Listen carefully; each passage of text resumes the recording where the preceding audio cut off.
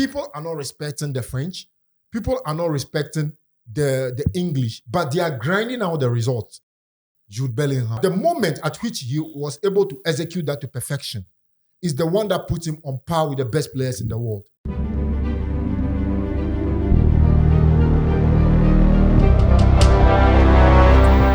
Ladies and gentlemen, welcome to MYBET.AFRICA TV. This is Nana Kwame. I'm here with the entire Kabudo. I'm here with Francis. I'm here with... why is he smiling? I'm here with Vincent.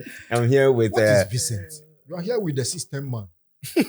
That's what is Vincent. You the system man, so why you want to take with the original system man? You do I go talk what you talk before the show. Oh, the system You man. know fit, you know fit. What you talk, bro? You know fit. The list of power Oh, way. you know fit, you know fit. I say you know. You go dare me. I would dare you know fit. They say some of the players that man Give me. Why you run away from the They conversation? say some of the players that man names be Didier Drogba Dragon. Hey. Drogba Shamsu. Didier Drogba Dragon and what? I don't know the V2. rest. This man will kick off the rest. Hard guys. So we're just talking about nicknames of footballers. This is somebody named Dragon. Dragon, of course. Benedict is also here. We're about to talk about football, about to talk about sports. But of course, we can't talk about football and sports without pointing the best betting platform out to you. It is MYBET.AFRICA. MYBET.AFRICA. Powerful odds, easy to navigate. It's like the best betting app right now. So I don't know what you're waiting for. Go there, register if you haven't registered, and then get some of the best odds in the country. Thank you so much for doing that right now. Let's jump into the conversation. Now, the race is still ongoing. Finally, I think we have a few more games to go to find out who goes into the quarterfinals. It's completed. Who goes into the Who goes into the semi-finals? I beg your pardon. Now, let's talk about one team that has always been coming up in our conversations: the English national team.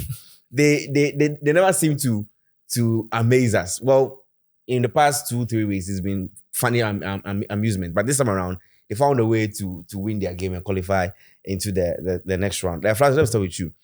Now, we saw some changes. Kopama, had some minutes in the game. He do something. But you are of the view that he don't do anything. Why are you saying that? Well, it's not about Kopama. Basically, on social media, myself and my fans, we kept going back and forth after the English national team won their game against Slovakia 2-1 in extra time. And Jude Bellingham once again popped up with the most important crucial goal for the English national team in the Euros, in this particular Euros in Germany. And when I said Kopama is a world-class superstar, the best players in the game always pop up at the most crucial moments of the game. People were not understanding me. And I told them, take your time, read all over again what I put out there. To some people, he is not a Lionel Messi or a Cristiano Ronaldo who will carry ball by himself, weave, go here and there and do his things. But the best players always light up the occasion when you needed them most. They pop up in those moments of the game. Deep into stoppage time, 90+5, when England needed someone to step up, he duly stepped up. And, for him to be able to have the confidence, the technique and the composure to pull off the overhead kick, which we call the bicycle kick, to put parity, speaks volume. It tells you that he has the confidence, he has the talent. Because at that particular point in time, if you don't have that self-belief, you will not even dare try that. Because it's like basically the last chance of the game. You fluff it, and it was like escape movement. It was like instant reaction. The moment approached, and he duly stepped up. And the way he pulled it off, it was a magnificent goal by all standards. Basically, to be one of the goals of the tournament. But the moment at which he was able to execute that to perfection is the one that puts him on par with the best players in the world. You spoke about the English national team. See, we've seen some teams won major tournaments in the past, and they don't play fancy football. Typical example, if my memory serves me right, in 2012, in Equatorial Guinea, at the AFCON, Zambia won that tournament. They were not the best team in the tournament. The Ivorians basically played the best football in the tournament, scored the highest number of goals, but the Zambians managed to put brakes on them, drag the game to penalties, and then beat them and then won the cup. We look at Greece in 2004. In Portugal, when Portugal hosted the Euros, no one gave Greece any chance. But with their Samaras and co, they stepped, Kyrgiakos, those players, they stepped up, defied all the odds, beat the host nation, Portugal, in the final. So it's not the manner in which you play. We look at 2006. In Germany, the World Cup. Italy won the World Cup, but they were not the best team in the tournament. Germany, the host nation, were playing some delightful football. You look at the French national team, and then you look at a team like the Portuguese as well. They played beautiful football. But at the end of the day, it is who sticks to the game plan, who sticks to the ammunitions, discipline, focus on the game during the course of the various 90 minutes, that will have the bigger chance of closing out games. And if you look at this particular tournament, people are not respecting the French, people are not respecting the English, but they are grinding out the results. And if you look at such teams, you've got to be extremely cautious when playing against them. The English at this particular point in time, they will look like, yes, we've escaped from nearly getting out of the competition. Now is the time for us to step up onto the accelerator. And you know this team, one thing you can't deny for a fact is that they have world-class players in the current English national team. And when they decide to play with freedom, without fear and restriction, trust me, they can destroy anything put in front of them on any given day. Vincent, what do you think about the English national team? Yeah, I think the last time I made mention that they have one of the best players in the ongoing Euros currently, because they have the Golden Boot winner, who is also the Bundesliga best player. They have the Spanish La Liga best player, and they have the English Premier League best player this season. So I think that in terms of, squad, they have one of the best squad in the Euros currently. But what I said in the other episode was that they are finding it very difficult to score goals, in as much as they have one of the top 3 best attackers in the European football currently. They are finding it very difficult to score more goals. And the reason being that they have a lot of creators on the bench. And Jude Bellingham, who's also one of the best players this season, is not that type of player. Obe create chances, someone you open and touch it. And I even made the mention, say, that comparison with Zinedine Zidane is a brand to the new Andrew crowd, because Osher Bellingham, the days at Dortmund, coming to Madrid, becoming, a world beater striker, attacker. He's been scoring a lot of goals. He finds himself at the right time. Say, Bobby Bano tapping in. So, when Bellingham scored the goal, he wasn't playing as a number 10. At that time, Southgate had a lot of changes.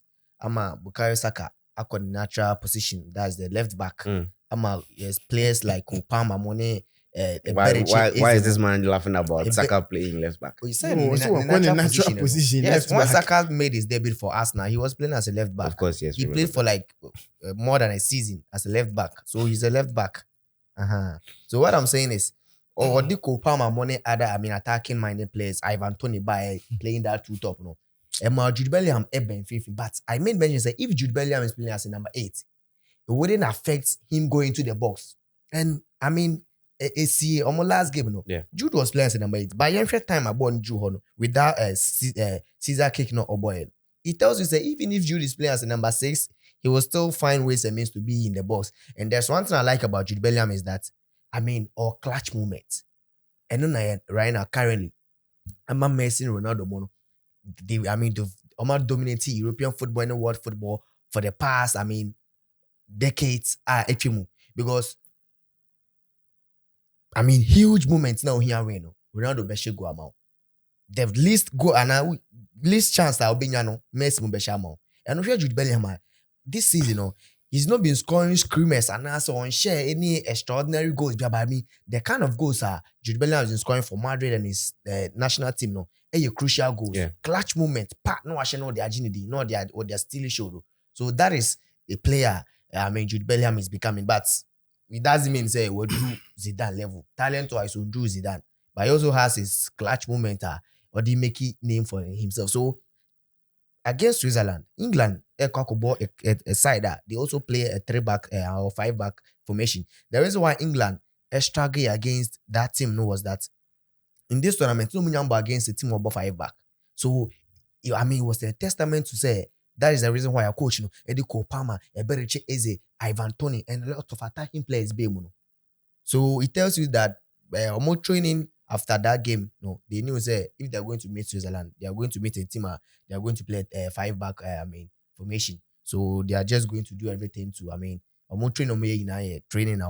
Some 3-back, 5-back team. So I think that they have the players and the coach has to do. The right selections and changes to win the games. They have the right players. Okay, Benedict. So with the England national team, they struggled. We shouldn't put things like they are having the players. Yeah, the cruise into the win. Yes. No, they struggled to get the win. And we could all see that the Slovenians were tired when it got to the last minute. And while I was watching the game, I was saying if I was a Slovakian coach or something, I would have brought in a quicker right winger when Saka was moved at left back, because Saka wasn't comfortable playing there. Naturally, he didn't want to play there. So that was a chance to at least get your second goal. But they couldn't, and that made them struggle. And during the game, Jude Bellingham comes in and makes the difference. But in game play, we see that he gets missing during the games. And that is one thing they should look out for. You can't be facing countries like Spain, Germany, and expect that they will give you that easiest chance to get a goal or go forward. So the England national team, as I've been saying from when we started this Euros podcast, I've been saying that I don't really fancy them going forward or even winning the trophy. Though their path to the final now is good for them because they are facing Switzerland. After Switzerland, they get to face either Netherlands or Turkey. And that is good compared to the upper side where there is France, Portugal, Spain, and Germany. So that is one thing that is helping them. But Southgate needs to step up. There are things he needs to do. Going into games like this, look at your opponents and set up your team to beat them. Don't wait for the last minute and you start throwing in attackers. Because if this game going into extra and England didn't get the first goal within the first 5 minutes of the extra time, they would have found yourself wanting because you're having more attackers on the pitch than defenders. And you're having just 3 defenders, including Kyle Walker. And Kyle Walker will be going forward. So this would have been something, if the game was to be stretched, they would have suffered. So that is one thing he needs to look at. Going against Switzerland will come with a 3-back system, pushing wing backs on you, trying to force Kyle Walker and Trippier to stay back. And this is something England would suffer. I think Jude Bellingham should be brought to the number 8. Bring in Foden to the 10 or Cole Palmer to the 10 and give Anthony Gordon the chance to also be pacey on the wing to try and force their wing back to come back to defend. But trying to play the same setup would worry them in that game. So they should just be careful. Let's speak about the Switzerland team. They beat Italy by 2-0. I mean, it was one of the... Well, I wasn't really surprised because looking at the way Italy played in the past 2 games, they've not really been exceptional. They've been a team that you expect a lot from. But it's like their best player on the pitch will probably be their goalkeeper, if you ask me. Yeah. You understand? Sorry, Donnarumma. Yes. So he pulled off brilliant saves after saves. Yes. And he has always been the heartbeat of the Italian national team. He was the main reason why they won the Euros in the last edition. Yeah. In the semi-final and the final, especially against the English at Wembley, he stood tall between them and he pulled off saves after saves in the penalty shootout. That's how quality a goalkeeper he is. You look at their game against the Croats. In that game, they won. No, they drew, I think. No, they drew 1-1. But he was the reason why they drew the game. You could tell at 2-1, he was still pulling saves after saves. So, going into that game against the Swedes, they knew that if they had to get something positive out of the game, the goalkeeper would need to be at his maximum best. And no one can fault him. He did all he could, but the goals he conceded, look at the goal scored by Vargas. There is no way any goalkeeper in this world was given too much space. And with that goal, I think the Italians set themselves up to concede a goal. Because how would you pass a ball? After passing the ball, 8 of their players just ran into the Switzerland half and left just 2 players. So the next ball was directly into their half and they were trying to position themselves. It's the ball retention, the way they went about the ball in central midfield, switched to the right flank, played back with a triangular passage, like 1, 2, 3, just to circle the entire people in the vicinity, giving Vargas ample time that space on the wing. He hacked the touchline. So the moment he got the switch into his stride, The way he cushioned the ball onto his favorite foot, the only thing in front of him to do was the player in front of him. The moment he dummied and stepped over and took the ball to his strength foot, the ball was destined to hit that angle. And the moment the ball left his foot, you could tell the bend and the width on the ball was always hitting the goalkeeper stretched to its maximum elasticity that he can try. But there is no way he was going to pull that. And that was an absolute beauty from Vargas. Let's look at how far this Swiss team may go in this particular competition. I mean, I feel Switzerland have never been a bad team. They've had some players, consistent players, the likes of Mbolo, the likes of Xhaka, all these people have been in the squad. Let's look at how far they could go. I feel they could be that surprising in this particular. With the Swiss national team, it's not a team you can take for granted. In 2010 FIFA at the World Cup in South Africa, Spain won the World Cup, but their opening game was against Switzerland. Switzerland beat them. Ketsi a Fernandez strike. It's a replica of the goal scored by this Vargas guy against the Italians. Then I think in the last edition of the Euros, Switzerland basically dragged France at that time with all their galaxy of stars to the penalty shootout and eliminated them from the tournament. So going into this tournament, they are not scared. We saw this same Swiss team in their last group game drag the Germans, the host nation. It took 4 o'clock, a stoppage time equalizer to be able to get the Germans on pool parity. Then it was the Italians. They gave the Italians problems and beat them square and fairly out there in 90 minutes. So at this particular point in time, they are playing one of their best football in a major tournament. They will not be scared of the English. They'll feel like we are on par. We can go toe-to-toe with them. If they can do that against Germany, do that against Italy. And they are looking at this English team that are so lethargic in terms of their approach. Something is restricting them. It's inside them. Unless they come out of the blocks, gun blazing on all cylinders, they can blow any team apart. But if they play with that same restriction and fear, like the way they were building up into the tournament up to this stage, then trust me, with Granit Xhaka playing premium passes into attacking channel, the biggest problem of this Swiss team is Brede Mbolo. He has to be leader and clinical in front of goal. He has to be ruthless. Because in such tournaments, chances will not come at premium range like that. And if the few chances that falls to you, you are not able to convert them or finish them off as quick as you can, it always come back to haunt you. And in this tournament, it has been proven that when you have your chances and you don't convert them, it will haunt you. Typical example. Belgium and France. Not Belgium. I even want to talk about the Turkey and the Austrian game. You look at Marko Arnautovic. He had all the chances to be able to cause havoc, but he never took it. They got kicked out. You look at Benjamin Sesko against Portugal. Yeah. He had a glaring chance deep into stoppage time in extra time. With the goalkeeper, when Pepe fluffed his line to finish the game off, he couldn't. So in this tournament, Brede Mbolo, you can't change him because he's the only one they have. That's how poor he is for them. He has to rediscover his goal scoring form and be ready to kill off games for them. If not, trust me, the English people, the English play like they proved against Slovakia. They only need few moments of the game to kill off the game, and they did. Harry Kane and then his man Jude Bellingham basically did the job. I think the Swiss can cause problems, but their biggest problem is that they need to be clinical in front of goal. Let's move away from the Swiss. If you want to have something to talk about. But I think they have a good team, and I don't see England underrating them, because same thing happened to the Italians when they are more underrated that Switzerland team. I mean, it was a shock to them when they lost by 2 goals. We outplayed in that game, to be honest. Yes. So I mean, I think that I don't think England is going to underrate them. They are just going to play their best of football. I mean, they should expect surprises in that game. But I think that Pickford will be a deciding factor in that game, because looking at this game, even from World Cup, you remember Emi Martinez made a crucial save from Colomwani. We also saw Diego Costa for Portugal making that crucial save for Portugal. Yeah. And yesterday, Turkey and Austria, we have Mehmet Gunok also making the save, the save of the tournament to save Turkey to proceed to the next stage of the competition.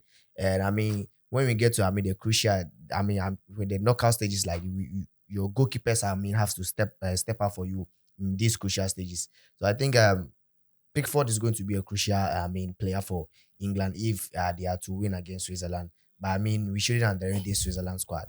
They have squad. Benedict, you want to add something to it? Okay, so to add to it, this Switzerland team has a very good team.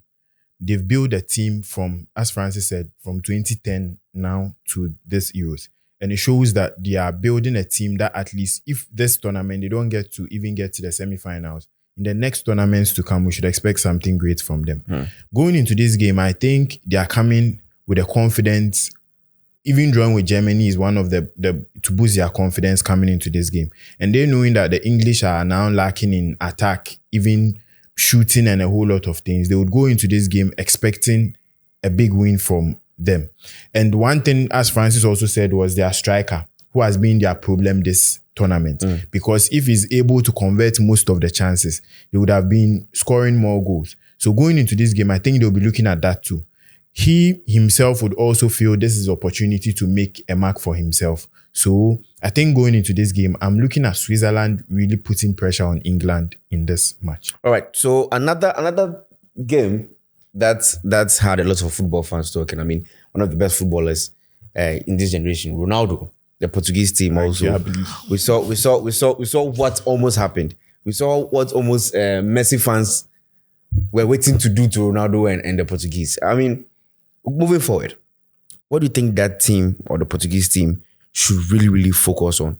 People are saying that Ronaldo should start from the bench. It's a no-no. See, let me tell you, big players. They'll forever be big players. There are moments on the park, shots the opposition. If Ronaldo is on the pitch, definitely one player will always have to have their eyes on Ronaldo. Maximum when two. is Ronaldo? I think it's 2 or 3. You understand? On aerial balls. Whenever they are about to whip set pieces into the box, or even in terms of passage of play, both to the left flank and the right flank, you see about the 2 center backs doubles up on Ronaldo. So basically, people can benefit from his presence on the park, feeding off his shoulders. So if Ronaldo doesn't get the ball, then someone on his shoulder. That is how Rafael Leao has to man up and step up. In the game against Slovenia, he got substituted and he was questioning but it was clear that he has to be taken off that game because he drags the ball to the byline. The end product brings nothing actually. He was a passenger in the game. The football that we see these days have revolved from you just dragging the ball, you run to the byline, and the end product has to be profitable for people. And anytime he went on those rampaging runs, you have people like Ronaldo, Bernardo Silva, and lurking on top of the penalty ball, looking for pinpoint accuracy crosses into their path for them to be able to finish off. But they don't get such services. And Fabio Conceição, 1v1, he has proven in this tournament that if you are in front of him, you are dead. He's quick, he's pacey, he's trickery. Anything, he's that kind of diminutive winger that as a fullback, you will not like to play with either on the left wing or the right wing. Because the moment he skips past you, trust me, it's like he's blitzing past you. There's nothing you can do. You can't catch him. Because in terms of foot race, he's very swift. But in between him and Leao in this tournament, you could tell that his end product is better than Leao's end product. So I was even thinking the coach was going to drop him. But, sometimes coaches love to go with aura and big man temperament players. Someone is playing for, let's say, Sporting Lisbon. Someone is playing for AC Milan. So definitely, the opponents are aware of what Rafael Leao can do. Leao is a good player, but he needs to step up and play well for them. But in this particular tournament, you could tell me, if I'll say something, I'll say Pepe should be dropped. Because he nearly cost them against the game against Slovenia. You have Benjamin Sesko. The chance he gave to with Pepe Sesko. being You dropped, see, he has quality centre backs. at the moment, I'm not sure. Yes. Yes. There. The chap that substituted him, the Sporting Lisbon's centre back, I'm forgetting his name. He's a very good player. And those guys are young. You understand? Pepe, in terms of foot rate, you saw what Sesko did to him. Not the one he fluffed. Sesko basically got the ball 1v1 with Pepe. He knew that Pepe cannot run, like in terms of, he basically stamped the ball in front of him. Yanko, had it not been that the goalkeeper saw the threat, came out, made himself big to narrow the angle for him, it would have been deja vu for them. So you could tell that in terms of his game management, he can come on board in the second half and stabilize in terms of what they do. But starting him in matches, he doesn't have that. He's 40 or 41 years now. He doesn't have the legs. You understand? So if you put him against young players, they will definitely run him ragged. Against France. But in Palmina, the Fulham midfielder, they have a proper sitting central midfielder who is like a box-to-box. He destroys everything that is being thrown at him. His job is simple, destroys and construct. And he has been the master. He's one of the best holding midfielders in the tournament so far. So Ronaldo, to me, he's untouchable. It is Rafael Leao and Pepe that the coach should be looking at dropping one of them. If only they want. Because their next game against Turkey, I think they'll be playing Turkey in Berlin. Against France. Against France. Yes. That's going to be a tough game for them to be able to contend with, because you look at the French team as well, Charlie, they are also under pressure to deliver. Exactly. I was about to say that. I watched the Belgium versus France game, and it looked like two average teams playing, to be honest, if you ask me. That's how it looked like. The team is too over-dependent on Kylian exactly. Mbappe. It looked like two average teams. The players are expected to show up in that particular game. Let's forget about Kylian Mbappe. I was expecting the likes of Antoine Griezmann. Even Kante was so slow in that particular game. But I mean, it's Kante. So Kante, he comes up. I saw an article online somewhere. They said, if you look at the French national team, right from the 2018 FIFA World Cup today, any match that Antoine Griezmann's played very well, the entire team clicks into full gear and simply becomes unplayable. And if you look at the matches that they've not really done well, it's true. Griezmann struggled in all those games. With Griezmann, he pops up with goals, he pops up with assists. So when he's not having his game, you could tell that Kylian Mbappe will struggle. He will try to do things by himself. Giroud will struggle. Dembele is like Rafael Leao. He carries the ball, drags the ball, pointless, and then at the end of the day, he gives you nothing. So it is Marcus Thuram, Kolo Muani, the players that comes from the bench. At the end of the day, the onus lies on their shoulders to be able to conjure something out of nothing. And from the World Cup, in the final game, you saw it. It has to be Kylian Mbappe stepping up when Griezmann wasn't stepping up. Giroud basically got substituted in the first half of that game. So you see, Didier Deschamps needs to find a different formula, playing to the strength of his team rather than Griezmann. Because it's when Griezmann doesn't sparkle, the whole team becomes something else. Okay, so that's what I noticed in that particular game. If I have a few minutes, I realized that if I were a coach, I always prefer Kylian Mbappe at the top. I don't know why. I think anytime he's there, and Mbappe himself doesn't like playing through the center. But anytime he's there, he will give you a show. One thing is, me, this is what I realized. Marcus Thuram did very well, but you see, that aura that Kylian Mbappe holds when he's there, that was missing in the game. Mbappe doesn't like to be caged. You know, as a number 9, it's like you are being caged. You are waiting for the ball. You are waiting for the ball. Mbappe loves to come to the faces of the game. He wants to hack the game. Midfielders, centre backs, He wants more of the ball. He wants the ball. He will come to take the ball, give to somebody, give and take. And you know, Mbappe becomes dangerous when he plays his give and take. When he comes deep, pick the ball, gives it to Griezmann or someone. He gives it to you, he's on the run. You set the ball through for him. The moment he takes off, you know him. The foot race is difficult. But when you put him central, even Cristiano Ronaldo, once at a point in time, told Carlo Ancelotti at Madrid that I don't want to play as a number 9. I would love to be on the wings. And such players, they are explosive. So they don't love to play with their back to the defenders or the goalpost. You know, when you play on the wings, basically all the time, you are playing facing the goalpost because they will locate you with the ball this way. But when you are a striker, mostly you have to turn and face the people before you take the ball. So such players, they are explosive, so they don't like it. So Mbappe, you put him there, yes, in the French league, he will score. But in the major tournament, he will struggle. All right. So I think we touched on a few teams, but let's go into the quarterfinals, the fixtures. One game that everybody will probably be looking forward to watch will be the Spain versus Germany game. That's like the final before the final before the final. These are two giants in the European space, and it's unfortunate they've been paired in the quarterfinals. Let me come to you, Vincent. What do you think about this game? I think both teams, they have a very young players. Looking at Germany's team, you have Jamal Musiala, who is one of the leading top scorers in the competition. and also being the host nation. I mean, Germany, I mean, they have that support. They will have, I mean, that nation support. They've been playing very well. Or they compare us in Spain, they've been playing very well. So I think that this game, and I watched Spain's last game, and I was like, nah, I say Spain and Germany ball, yeah, say. Because looking at how this Spain national team is playing, when Omolusu ball Penipa 3, then Attack. it got to a time Cucurella, I was at Cucurella ball number 9. Attack. Total football. Chelsea's Cucurella. I swear, Yes. He has become a world-class superstar in his new role. He's one of the best. Well, left backs he's in the playing World like Cup. Of course. like Ashluko and Roberto Carlos mixed. But left Cucurella back, has been good. You He's like a been left good. back? He's been good. Mourinho said, if you look at the Spanish national team, when they lose the ball, they bite back the ball as if they are mad dogs. Yes. So I think that They triple Spain up on you. against Germany.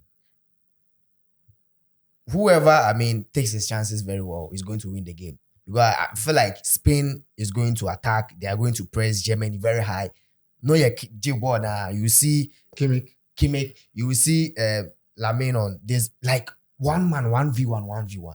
And same thing will happen to, I mean, Germany side, whenever the Spain goalkeeper is also having the ball. So, what will be taking chances? No, I think so. But I mean, comparing how inexperienced some of the Spain players are compared to Yamin Lamar, although he's a fantastic sharp, he's having, I mean, one of the best seasons so far. But then when it gets experience will come to play. When it gets to, I mean, this crucial part of the season and this crucial part of the tournament, you need experience, you need that class and pedigree in converting some of the chances. Chance now, Benjamin says, if it was Argentina and Portugal, then it was Messi. You wouldn't expect a Messi best side. I'm not saying yeah, I'm not saying says, I mean, experienced players and say boss, I mean, but you look at the time, the clutch moments, So I think that when you look at those experienced pedigree and other stuff, I think Germany and also the home support, Germany will be, I mean, ahead of Spain slightly. But I mean, this is a game that everybody can win. We should expect a lot of goals in this game. First half, we shouldn't expect, less than or 2 goals in that game. Benedict? Yeah, so with the Spain and Germany game, Spain starting the tournament wasn't in a conversation of even reaching anywhere because we saw them in the World Cup. But coming into this tournament with a new coach, I think the coach has made the team so good to the extent that we don't even see that they are coming up with young players. Mr. De La Fuente. Yes, and he's very good. Watching their game, I could see a team well set up to the extent that nobody is even leaking in the setup. We are talking about Cucurella performing too well. And Cucurella at this moment is benching Grimaldo from Bayern Leverkusen. Should let you know that there is competition in the team to the extent that if you are given the opportunity, you need to perform. And the Spanish team is doing well. I'm even tipping them to even get into the final and winning the trophy because they are showing that, yes, they are here, they are young boys, and they are ready to play. Nico Williams has been very, very good. Watching the game, I was just sad because there's a player we should have been having in the Ghanaian national team, but we can't have him now. And we will never have him, actually. I said this thing that we have the older brother. We had the wrong Inaki. So we'll come there, yeah, Pacho. So we know this mood. We know this mood. Unya Rahona. Going into a game. Go ahead. So going into this game. Passes on Sheffield. They are Ukasa. Going into this game, Hold on. we are looking at the Spain coming into play. They are really good with Rodri, Carvajal, Cucurella, Inaki, even Morata. Because I remember Francis, when I said Morata was captain Spain, Francis was laughing. Morata also said chances. I even laughed about it. I remember very well. But now the team is playing so good to the extent that Morata is even showing up in games. And with the German national team, the issue I'm seeing with their team is it's time he needs to, at least, if you want to play Kai Havertz, play him as a number 10. Bring in Fulkrug to be leading the line. Because we saw Kai Havertz doing a nice 10, beating players, 1v1 against the keeper, and he just blew the ball away. I think Kai Havertz is good as a number 10. He would help the team going forward. But you need a number 9 to at least convert the chances. Because you wouldn't go against Spain and get 2-3 chances and expect that, oh, I'll miss them and I'll get another. You wouldn't get again. So going into this game, he should find a way, put in Kai Havertz and put in Musiala. These are players. Will it be fair if I say Kopama is a young Kai Havertz? Kopama. No. See, no, let me tell you. Let's So with this game, this is what he needs to do. Because going against the Spanish, we saw it against Georgia, that when Georgia were putting in crosses, that was when the Spanish got that own goal. Like, they got their own goal from the Spanish defenders. So there's one thing he needs to look at. Bring in a striker who is good at heading the ball. Kai Havertz is good when it comes to heading ball, but this is a game you need a physical presence in the defense who would help. So if it's a way he can occupy Kai Havertz and Musiala as maybe a double 10 or maybe one on the wings and one playing 10, it will help him. But I'm seeing Spain going that's how we do it. Double 8, double 10. Yeah. So I think Spain has the upper hand in this game, but we know Germany, there's their tournament, they are hosting it and they will prove a point. Like they did to Denmark, I didn't really like the VR's silhouette type of thing because a player's boot size doesn't really matter. Because he doesn't decide. In this case, he does. He doesn't semi-automated machine. He doesn't decide his foot length. So if you are using the tip of his boot to mark him as offside, you are an English fan. You people that you even use red imaginary ink to rule. So that is one thing. So I'm just praying that it will be a good game. VR wouldn't mess up the game. Then we'll all see entertaining type of game. No, see. This is one of the biggest European fixtures you can get. Former winners of the European Cup, both countries. The last time Germany won, I think it was in 1996. And in recent memory, in 2010, 2012, it was won by the Spanish back to back. The Spanish are the current holders of the UEFA Nations League. And we were all blind as pundits and journalists on them going into this game because we're looking at them, quote unquote, they don't have household name, but they have young, exciting players that are ready to play to the game plan of the manager, De La Fuente. On both flanks, in Lamine Yamal and Nico Williams, Spain has the two most exciting wingers in world football based on their statistics, both club and country. Before Italy's match against Spain, I thought the Napoli captain, Di Lorenzo, was a world-class wing-back. Until he met Nico Williams. Nico Williams basically shredded him into pieces, destroyed him. Di Lorenzo. All the 1v1, he basically destroyed him in front of him. I was like, really? Is this how good this boy is? And it's not only Di Lorenzo. By the time Spalletti would tell, what's the name? The Juventus winger. Chiesa, to be dropping down to double up on Nico. It was too late. He has basically exposed him over and over and over and over. And we saw it in their subsequent games. Nico in particular, to be frank with you, I'm being frank with you. I know the boy was exciting, but I never knew this is how come budding talent this guy is.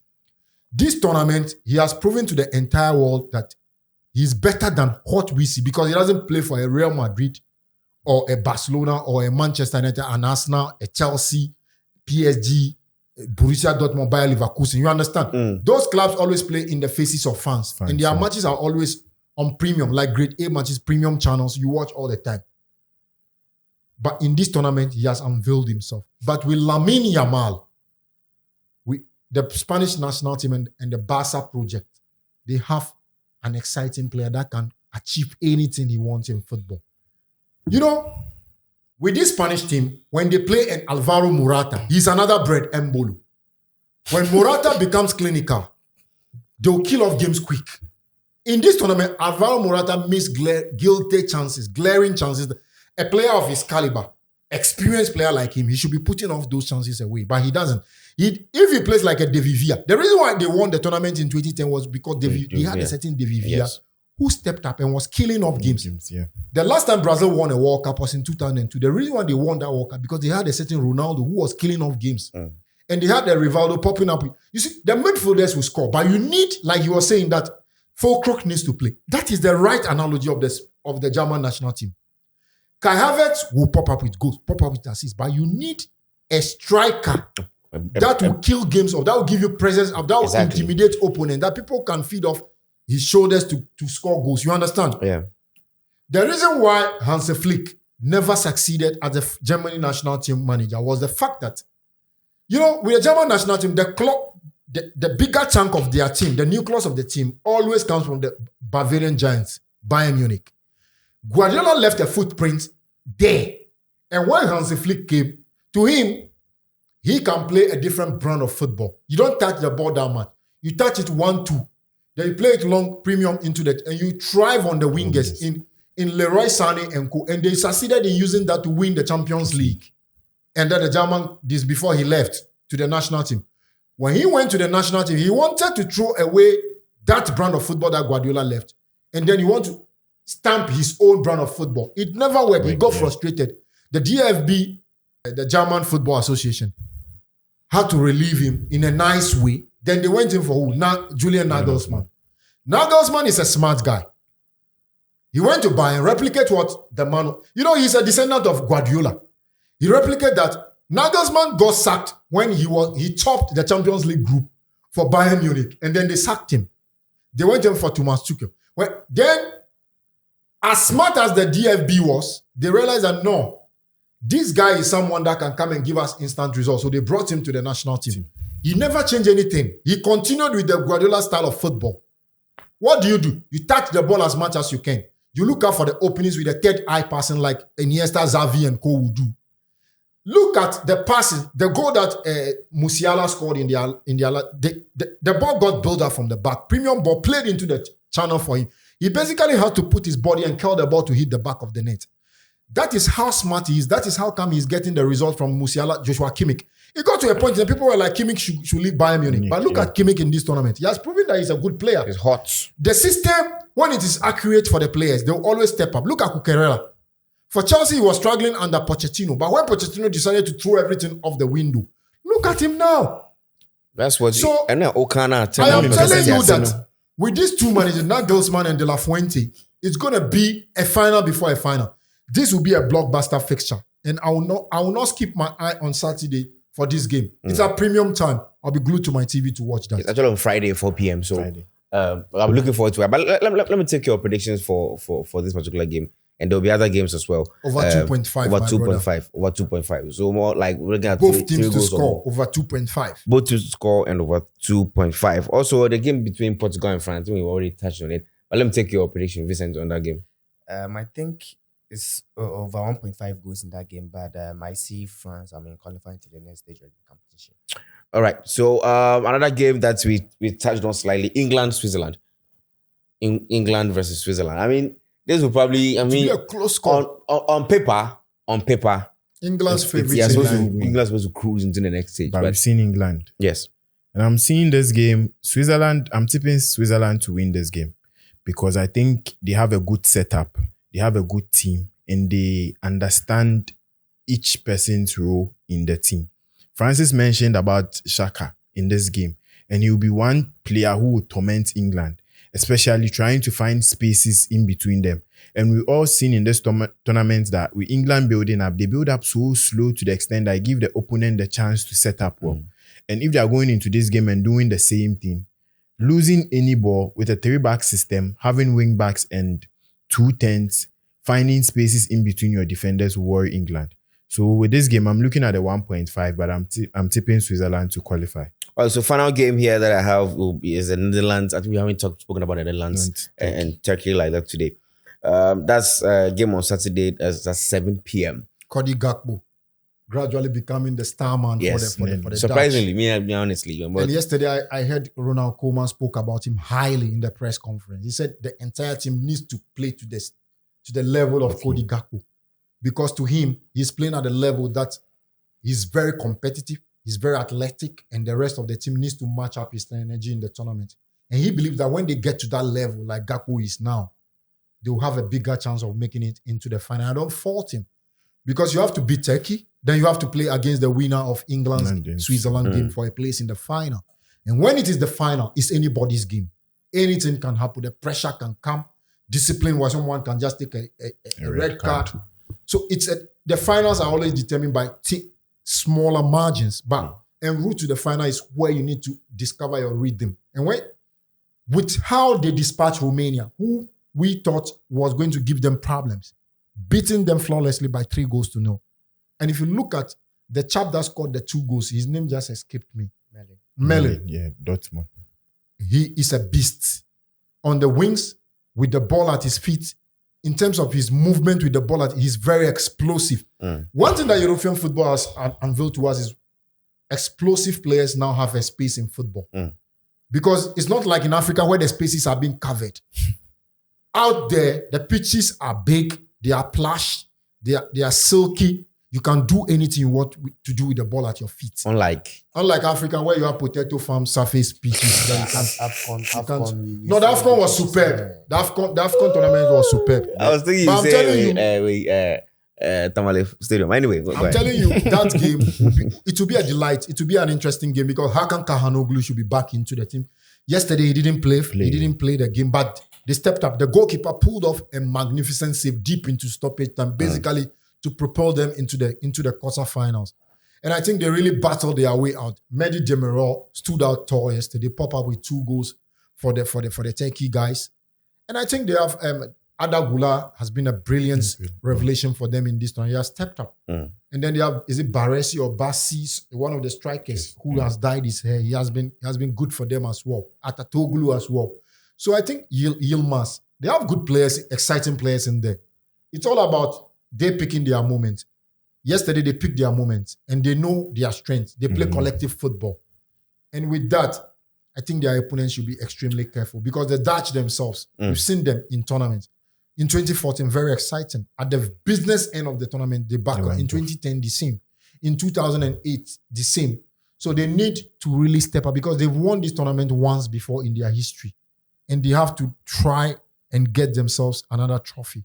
Unlike England, who has never won the Euros before. All right. In their history. So wow. Do you really have to end like that? Anyway, you can get all these games on MYBET.AFRICA. I mean, the best platform. The odds there, be juicy odds, and you see if you're able to listen to some of the analysis we make on this show, you can guide yourself into getting some major wins on MYBET.AFRICA. Because Mukasa I put down notes because if I go there straight. Go do over 2.5 in a game between Spain and Germany. But before we even wrap up this edition, I mean, last weekend, there was the football awards that 2 of our gentlemen went. They dressed to kill, and I'm sure someone dressed to kill. Both of you dressed to kill, actually. You guys look very good. I think you wore the white. I was, yes. Also needs to put the picture. Yes, also blast the picture there.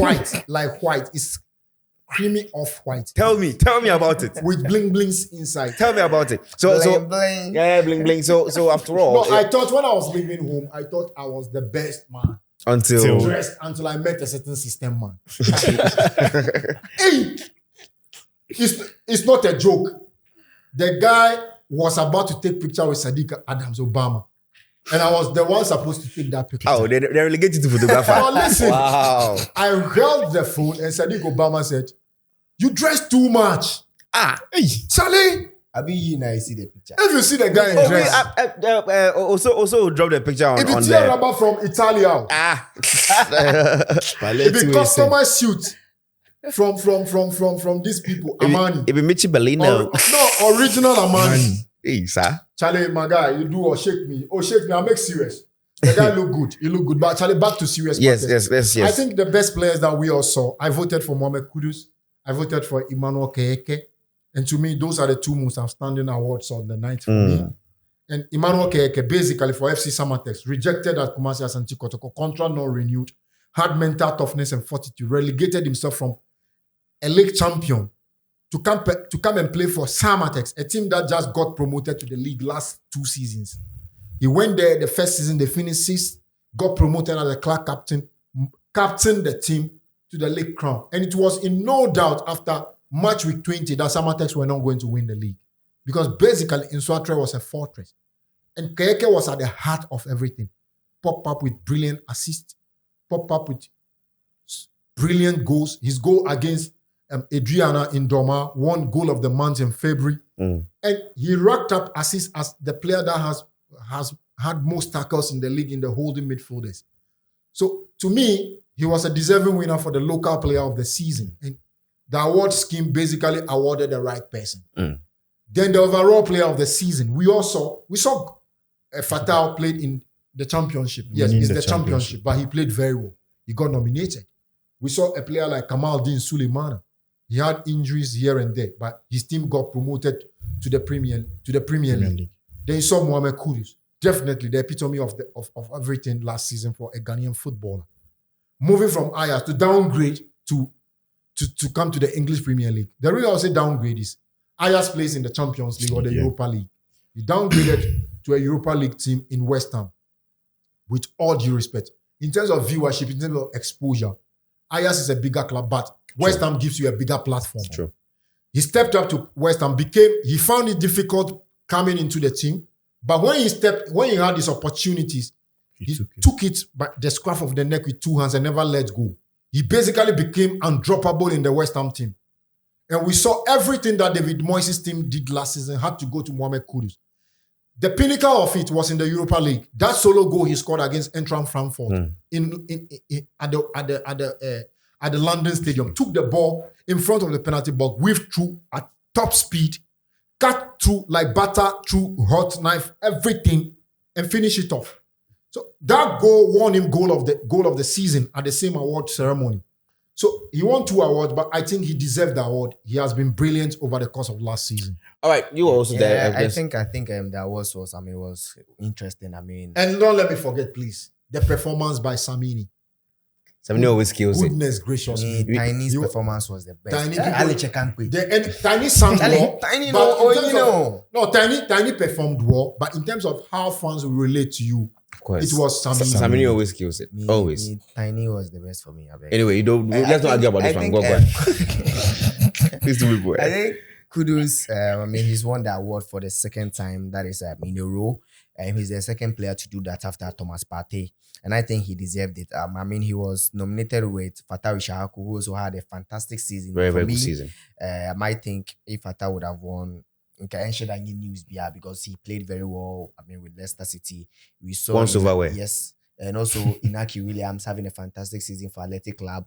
Getting to know after the season that he has been playing with the glass in his foot for the past years. It was so good. Of a season for him, and also Osman Bukhari, who led Rest at Belgrade to win the championship in Serbia. He's been one of the best players we saw in the Champions League. How he was scoring Man City and the top goals in the European football. So I think those 4 players, they are all winners, and Kudus deserves it. We are hoping that maybe he can also win for the 3rd time and set a record since he is the rising star for our national team or the nation as well. And I think Jennifer Kankam also won the overall Women's Player of the Year. She deserved it. She had a fantastic season as well. Munkarama won the home base player, and the star performer Emmanuel Keyeke also. And one interesting thing is most of the players nominated for the best player award were also nominated for the best goal of the season. We have Fatah Ishahaku, Mohamed Kudus, and Keyeke's goal against Adriana was also nominated. So I think it was nice, and also the organizers honored football legends in Adrabayo and I think Nana Sam Brew Butler, the former FA president. Honoring these legends or our heroes is something that we should keep on doing it. And I think I think everything was perfect, and the winners, they deserve it. All right, so I think that's where we draw the curtains on the show. But don't forget that these games will be live on MYBEPPE.AFRICA. Portugal versus France on Friday at 7 p.m. England versus Switzerland on Saturday at 4 p.m. And of course, Netherlands versus Turkey. That's on Saturday at 7 p.m. And of course, the big one on Friday will be between Spain and Germany on Friday at 4 p.m. I beg you, you can go on the platform and then you can bet on these games. And of course, if you're watching us on any platform, YouTube, TikTok, wherever, drop a comment and let us know your predictions for the game. Who knows? MYBEPPE.AFRICA might be giving us some surprises. So do well to drop comments, your predictions, whatever you think about the game, whatever you think about what we said here. We are ready to welcome them and of course probably with them in the next episode. Until next time, thank you so much, production team. 69. This Oso. man is Oso, Asaka. Powers Man, Asaka. These guys are the powerhouse behind DJ the Slim. production. Of course, big shout out to DJ Slim as well. My name is Nakwame. Thank you, Benedict. Thank you, Vincent. System Man. And of course, thank you, System Boss. Oh. Bye-bye. System governor.